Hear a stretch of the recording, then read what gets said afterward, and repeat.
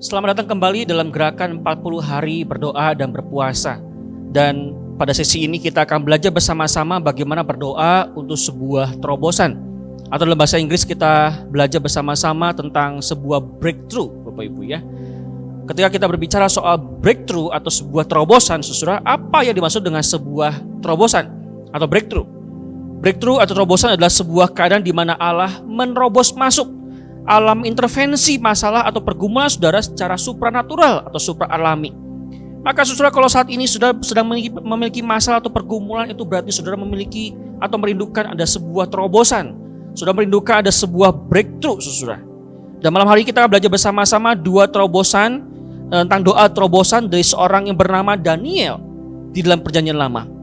Saudara, melalui kehidupan doanya kita bisa melihat langkah-langkah kehidupan doa Daniel yang kita bisa ikuti bersama. Namun sebelumnya kita akan melihat latar belakang dari kehidupan Daniel. Saudara, ketika Daniel berusia 15 tahun, ketika bangsa Babel datang mengambil alih bangsa Israel dan memindahkan seluruh penduduk Israel ke Babilonia, maka mereka ditawan di Babilonia itu selama 70 tahun dan menjadi pengungsi di tanah asing, saudara. Daniel oleh karena imannya, dia dipromosikan memiliki posisi, punya kekuasaan, dia juga punya kepemimpinan. Saudara, saya anjurkan saudara untuk membaca seluruh kitab Daniel, tetapi untuk hari ini kita akan belajar bersama-sama secara khusus untuk pasal 9 saja. Pasal 9. Saudara, kitab Daniel ini adalah sebuah kitab yang menceritakan tentang kehidupan Daniel dan kehidupan doa secara khusus. Dan pasal 9 berisi tentang doa terobosan dari seorang Daniel yang dia doakan untuk bangsa Israel pulang kembali ke tanah awal, ke tanah aslinya, saudara, sebelum ditawan ke Babel selama 70 tahun itu. Soalnya dia berdoa agar Tuhan membebaskan mereka, bangsa Israel, dari penawanan dan mengizinkan mereka untuk kembali ke tanah air mereka. Setelah 70 tahun di dalam kesusahan dan penantian, mereka pada akhirnya mengalami breakthrough itu. Mereka mengalami terobosan itu. Soal kitab Daniel mengajarkan bahwa ada 6 langkah untuk sebuah doa breakthrough atau doa terobosan. Bagaimana caranya kita berdoa agar ada campur tangan secara supra-alami di dalam masalah ataupun situasimu? Ada 6 langkah kita belajar bersama-sama dari kitab Daniel. Yang pertama, langkah pertama, biarkan Allah berbicara kepadaku sebelum aku berbicara kepadanya. Biarkan Allah berbicara kepadaku sebelum aku berbicara kepadanya. Gimana caranya, saudara? Dengan masuk dalam firman Tuhan. Soal itulah yang kemudian yang Daniel lakukan ketika dia berdoa untuk sebuah terobosan. Dia datang kepada Tuhan, dia masuk ke dalam firman Tuhan dan biarkan Tuhan berbicara kepadanya. Alkitab berkata di dalam Daniel pasal 9 ayat 2, pada tahun pertama kerajaan itu, aku, Daniel, memperhatikan dalam kumpulan kitab jumlah tahun yang menurut firman Tuhan kepada Nabi Yeremia akan berlaku atas timbunan puing Yerusalem, yakni 70 tahun. Saya ingin saudara melingkari kata kumpulan kitab di situ. Semakin kita belajar mengenal firman Tuhan, maka doa kita akan semakin dijawab. Ketika saudara tidak tahu bagaimana berdoa, kapan berdoa, dan apa yang Tuhan mau untuk saudara doakan, ketika saudara tidak tahu apa yang Tuhan berikan kepada janji sebagai janji dalam kehidupan saudara, maka Alkitab berkata saudara harus berdoa. Saudara harus masuk dalam firman Tuhan setiap hari.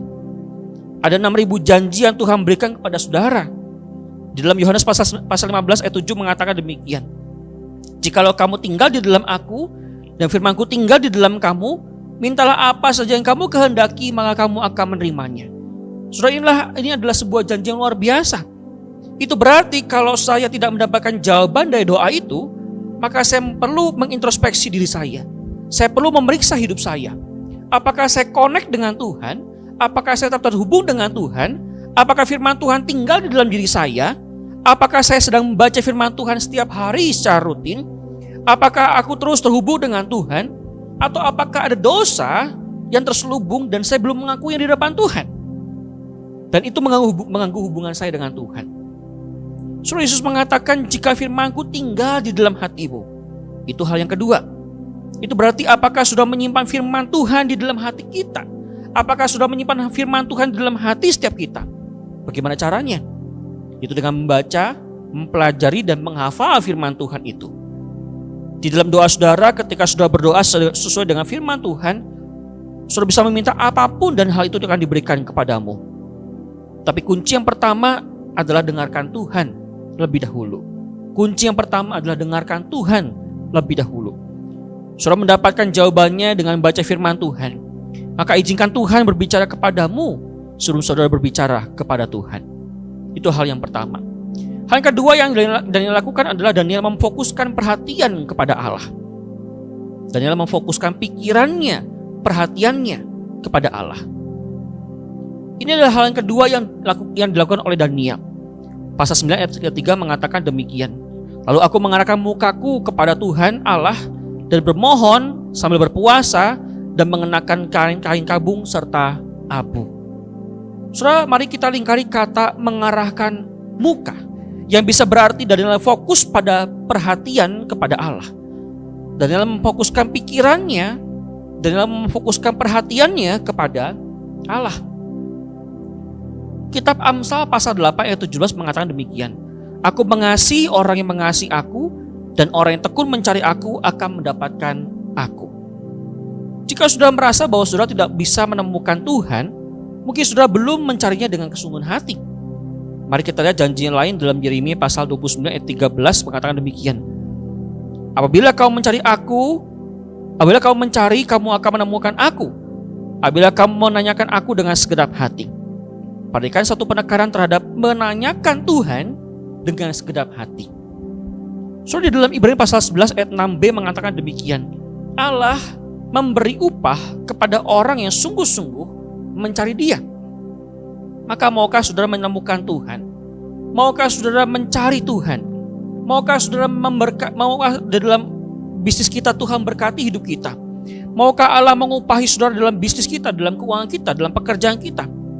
Carilah Dia, temukan Dia. Maukah Tuhan mengupahi pernikahan setiap kita? Maukah Tuhan memberkati anak-anak kita? Maka satu jawabannya, carilah Tuhan dan tidak ada jalan yang lain. Temukan Dia. Carilah Tuhan, sebab Allah memberi upah kepada orang yang sungguh-sungguh mencari Dia. Saat ini ketika ada banyak sekali rasa sakit, ada berbagai macam kesusahan, pergumulan, tantangan, masalah yang mungkin saudara hadapi, mungkin itu adalah akibat kita tidak mencari Tuhan. Saudara tidak mencari izinnya ketika saudara membuat keputusan. Saudara tidak sungguh-sungguh dan tidak tekun mencari dan bertanya kepada Tuhan. Tuhan, haruskah saya membeli rumah ini? Haruskah saya mengambil pekerjaan ini? Haruskah saya membeli hal seperti ini? Saudara, mungkin kita bertemu dengan banyak masalah, bertemu dengan banyak pergumulan. Karena apa? Karena kita gak mencari Tuhan. Karena kita gak cari Tuhan, gak tanya sama Tuhan lebih dahulu, maka kita bertemu dengan banyak masalah itu. Saudara, mungkin saudara tidak mencari Tuhan, dan saat ini saudara menuai akibatnya. Yang ketiga, saudara, apa yang Daniel lakukan? Daniel mengekspresikan keinginannya dengan segenap perasaan. Daniel mengekspresikan keinginannya dengan segenap perasaan. Saudara, penting sekali untuk mengekspresikan perasaan saudara. Saudara tidak mungkin bisa mencari Tuhan dengan segenap hati tanpa menyatakan ada satu gairah di sana, ada satu semangat di sana, ada satu perasaan di sana. Saudara, jika hati saudara tidak ada di dalamnya, maka saudara belum sungguh-sungguh menginginkannya. Dan dia mengatakan, lalu aku mengarahkan mukaku kepada Tuhan Allah untuk berdoa dan mohon sambil berpuasa dan mengenakan kain kabung serta abu. Aku berdoa dengan memohon kepada Tuhan. Mari kita lingkari bersama-sama kata memohon kepada Tuhan. So, coba lihatlah contoh seperti ini. Tuhan pengen kita menggunakan hati dan perasaan kita di dalam doa. Di dalam doa perhatikan apa yang dikatakan ketika saudara memohon dengan sungguh-sungguh. Seperti ini. Aku mohon kepada Tuhan Allahku dan mengaku dosaku. Demikianlah ya Tuhan Allah yang maha besar dan maha dahsyat, yang memegang perjanjian dan kasih setia terhadap mereka yang mengasihi Engkau dan berpegang pada perintahnya. Saya menuangkan hati saya. So, pernahkah berdoa seperti doa yang seperti itu? Ada sebuah perasaan, ada hati yang saudara tunjukkan di depan Tuhan. Ada gairah, ada semangat yang saudara tunjukkan di dalam doa saudara kepada Tuhan. kepada Tuhan yang maha besar, kepada Tuhan yang maha mulia itu. Pernahkah sudah berdoa sambil memperlihatkan kesungguhan hati, kesungguhan seluruh perasaan saudara kepada Tuhan? Pernahkah sudah berdoa sambil mencurahkan hati kepada Tuhan? Ada sebuah emosi di sana. Tuhan, aku sedang perlu banget akan Tuhan. Tuhan, aku sedang perlu banget akan kehadiran Tuhan. Aku pengen sekali bertemu dengan Tuhan. Pernahkah saudara berdoa yang seperti itu? Kapan terakhir kali saudara menaikkan doa permohonan dengan curahan perasaan hati kepada Tuhan, sambil menyatakan kejujuran dan sebuah keautentikan? Ketika sudah berdoa dengan seperti itu, pasti sudah mungkin dalam penderitaan, pergumulan yang amat sangat dalam, saudara. Maka rasa sakitlah yang menyebabkan, yang mendorong saudara untuk mohon dengan curahan hati, perasaan, emosi kepada Tuhan. Saudara, ketika saudara sedang dalam pergumulan yang mungkin amat sangat mendalam, saudara itu mendoakan sesuatu dengan sebuah perasaan yang dalam juga. Ketika sudah melihat ada pergumulan, ada tantangan, ada seorang dalam keluarga saudara yang sedang sakit, yang parah, saudara itu berdoa dengan cara yang tidak biasa. Saudara itu berdoa dengan mengekspresikan dengan sepenuh hati, dengan sungguh-sungguh saudara doakan itu kepada Tuhan. Maka saudara jangan takut untuk mengatakan kepada Tuhan apa yang sebenarnya saudara rasakan. Jangan takut untuk saudara mengekspresikan, menunjukkan perasaan yang saudara alami saat itu. Jika saudara membutuhkan terobosan, beritahu Tuhan bagaimana perasaanmu dan ekspresikan perasaan itu di hadapan Tuhan. Yang keempat, saudara, langkah keempat, Daniel menunjukkan keseriusannya. Langkah yang keempat, Daniel menunjukkan keseriusannya. Allah akan bertanya, apakah engkau sungguh-sungguh pengen terjadi sebuah terobosan atau breakthrough itu? Jika sudah berdoa untuk sebuah breakthrough atau sebuah terobosan, sudah harus menunjukkannya. Di dalam ayat ketiga mengatakan demikian, Daniel berkata, lalu aku mengarahkan mukaku kepada Tuhan Allah untuk berdoa dan bermohon sambil berpuasa. Saudara, Daniel tidak hanya berdoa dan memohon, tapi Daniel juga berpuasa, saudara. Dia berpuasa menunjukkan kesedihannya. Dia mengenakan kain kabung dan duduk di dalam debu atau abu. Apakah kita perlu melakukan hal ini agar Tuhan melakukan sebuah terobosan? Ya, Tuhan pengen kita melakukan hal itu. Tuhan pengen kita menunjukkan kesedihan kita, menunjukkan sepenuh hati bagaimana kita mau berdoa dengan sepenuh hati itu. Kalau Daniel waktu itu dengan berpuasa, saudara. Saudara, mengenakan kain kabung itu seperti mengenakan kain karung pada zaman sekarang. Kalau kita memakai karung itu terasa kasar, terasa gatal dan sebagainya. Kain kabung dan abu di dalam perjanjian lama adalah cara yang dipakai untuk menunjukkan sebuah perasaan kesedihan yang amat sangat mendalam. Contohnya lain dalam kitab Ayub, misalkan Ayub itu sambil berduka citanya, saudara, karena kehilangan seluruh harta bendanya. Dia memakai kain kabung dan dia duduk di atas abu, menunjukkan sebuah perasaan yang amat sangat sedih rasanya. Mengenakan kain kabung dan abu itu menunjukkan kesedihannya akan hidup yang sangat berduka cita. Kesedihan yang amat sangat mendalam, saudara. Di dalam budaya zaman itu, makna yang bisa kita pahami adalah kita menunjukkan keseriusan kita dan fokus kepada rohani yang tertuju kepada Tuhan. Tuhan, aku sungguh-sungguh dengan hal ini. Tuhan, aku sungguh-sungguh ketika saya merindukan hal itu terjadi. Tuhan, saya sungguh-sungguh ketika saya merindukan ada breakthrough di dalam hidup saya. Tuhan, saya sungguh-sungguh merindukan ada terobosan, ada intervensi Tuhan terjadi dalam kehidupan saya. Tahukah saudara, ketika Yesus berkata bahwa ada mujizat yang hanya mungkin terjadi kalau saudara berdoa dan berpuasa. Ternyata mujizat tidak hanya terjadi dengan waktu kita berdoa. Maka puasa juga mengungkapkan bahwa Tuhan, aku super serius dengan hal ini. Tuhan, aku betul-betul serius dengan apa yang aku doakan. Aku serius, aku tidak makan, aku sangat menginginkan itu terjadi pada hidupku. Aku serius dengan berpuasa ini bahwa aku merindukan bahwa Tuhan berbicara sesuatu di dalam hidupku.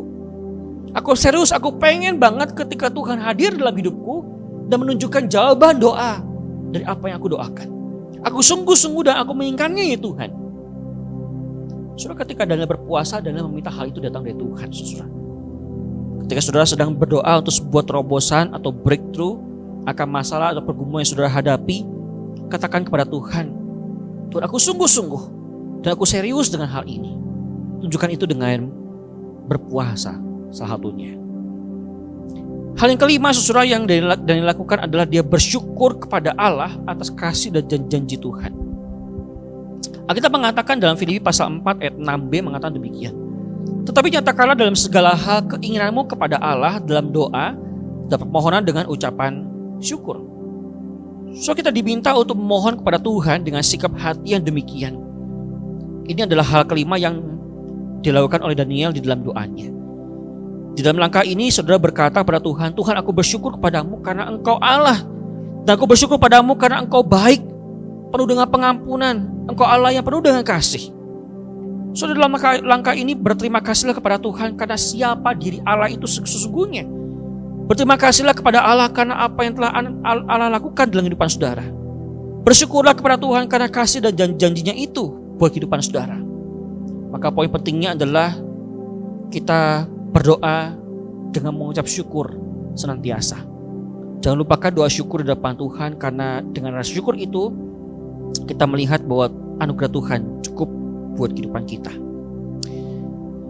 Hal yang keenam yang Daniel lakukan adalah dia merendahkan hati mengaku dosa-dosanya. Daniel merendahkan hati mengaku dosa-dosanya. Tuhan tidak mendengarkan keluhan yang penuh dengan keangkuhan atau kesombongan, tapi Tuhan mendengarkan doa pengakuan dosa di dalam sebuah kerendahan hati. Ketika saudara melakukannya, maka saudara mendapatkan perhatian dari Tuhan. Dan inilah yang Daniel lakukan di dalam doanya. Daniel pasal 9 ayat 5 sampai 10 saya akan membacakan buat kita semua. Daniel pasal 9 ayat 5 sampai 10. Kami telah berdosa. Kami telah berbuat jahat dan melakukan kesalahan. Kami telah berontak dan melanggar perintah-Mu serta menyimpang dari peraturan-peraturan-Mu. Kami tidak mendengarkan para nabi, hamba-hamba-Mu itu, yang telah berbicara atas nama-Mu kepada raja-raja kami, kepada para pemimpin, para leluhur, dan kepada seluruh bangsa kami.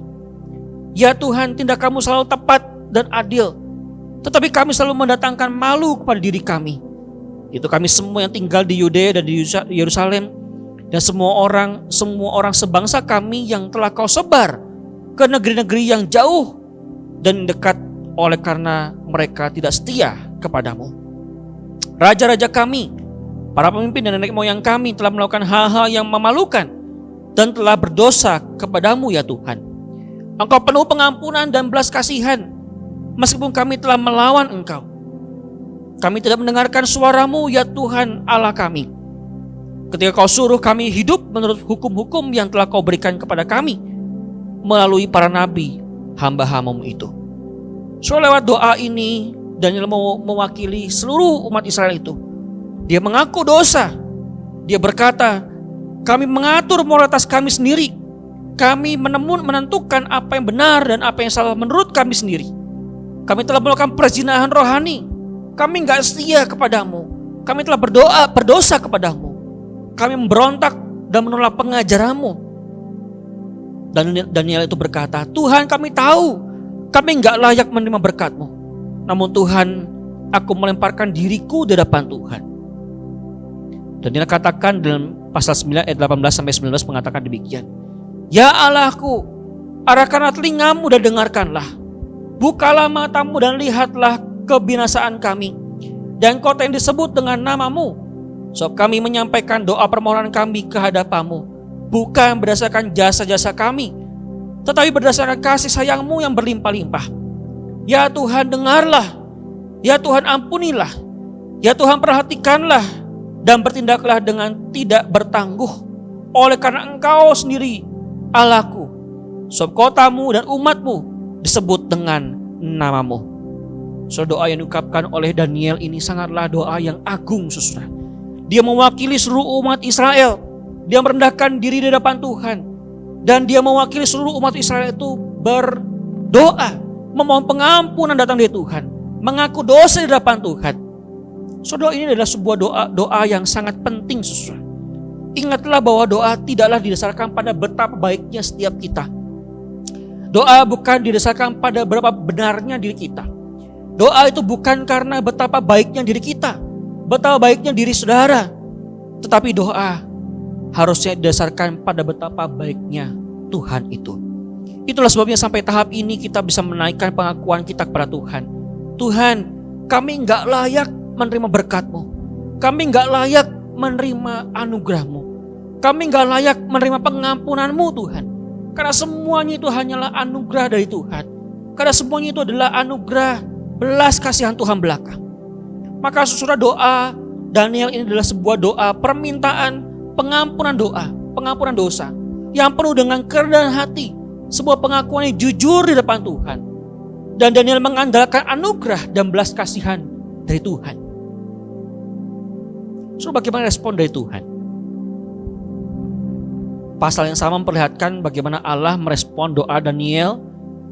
Pasal 9 ayat 20 sampai 23. Tuhan mengutus malaikatnya Gabriel itu seperti demikian. Ayat 20 sampai 23. Sementara aku berbicara dan berdoa dan mengaku dosaku dan dosa bangsaku, bangsa Israel, dan menyampaikan kehadapan Tuhan Allahku permohonanku bagi gunung yang kudus Allahku. Sementara aku berbicara dalam doa, terbanglah dengan cepat ke arahku Gabriel, dia yang telah kulihat dalam penglihatan yang dahulu itu pada waktu persembahan korban petang hari. Lalu ia mengajari aku dan berbicara dengan aku, Daniel, sekarang aku datang untuk memberi akal budi kepadamu untuk mengerti. Ketika engkau mulai menyampaikan permohonan, keluarlah suatu firman, maka aku datang untuk memberitahukannya kepadamu. Sebab engkau sangat dikasihi. Jadi camkanlah firman itu dan perhatikanlah penglihatan itu. Surah ayat 20 dan 21 berbicara demikian. Sementara aku berbicara dan berdoa. Atau ayat 21 mengatakan, sementara aku berbicara di dalam doa. Saudara, lingkarilah kedua ayat tersebut, saudara. Dengan kedua frase itu. Sementara aku berbicara dan berdoa. Lingkarilah kata-kata itu. So kita lihat di sini bahwa ini bukan hanya berdoa satu kali, saudara.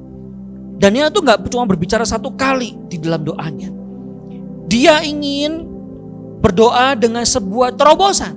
Daniel pengen ada sebuah breakthrough di situ. Daniel pengen ada sebuah kebangunan rohani terjadi buat bangsa Israel. Dan dia mengaku dosa di depan Tuhan, mewakili seluruh umat Israel itu.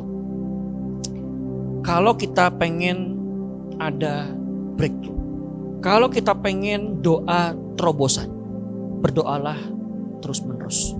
Berdoalah bukan sekali dua kali. Kalau saudara hanya berdoa hanya satu kali pada Tuhan, maka itu mungkin tidak menunjukkan keseriusan kita kepadanya. Daniel katakan, sementara aku berbicara dalam doaku, atau sementara aku berbicara dan berdoa, Gabriel terbang ke arahku.